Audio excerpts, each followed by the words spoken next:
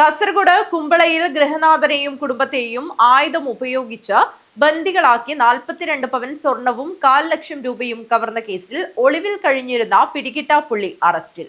കർണാടക സ്വദേശിയായ സംബ്യ അസീസ് എന്ന അബ്ദുൾ അസീസിനെ പുത്തൂരിൽ നിന്നുമാണ് കാസർഗോഡ് ക്രൈംബ്രാഞ്ച് സംഘം പിടികൂടിയത്.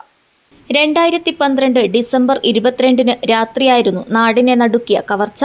കുമ്പള അനിൽ കുംബ്ലെ റോഡിലെ ട്രാൻസ്പോർട്ട് ഓപ്പറേറ്റർ രാജേഷ് ഷേണായിയുടെ വീട്ടിൽ അതിക്രമിച്ചു കയറിയ മുഖംമൂടി ധരിച്ച സംഘം ഗൃഹനാഥന്റെ മുഖത്തേക്ക് ദ്രാവകം സ്പ്രേ ചെയ്ത് ബോധം കെടുത്തിയ ശേഷമാണ് സ്വർണവും പണവും കവർന്നത്.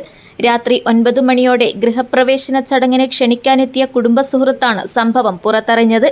കേസിൽ നേരത്തെ 10 പ്രതികൾ അറസ്റ്റിലായിരുന്നു. പിടികിട്ടാപ്പുള്ളികളായി പ്രഖ്യാപിച്ച 4 പേരിൽ പ്രധാനിയാണ് ഇപ്പോൾ പിടിയിലായ Aziz. Crime branch DYSP P Madhusoodanan നായരുടെ നേതൃത്വത്തിലുള്ള സംഘമാണ് പ്രതിയെ പിടികൂടിയത്. News bureau, Manjeshwaram.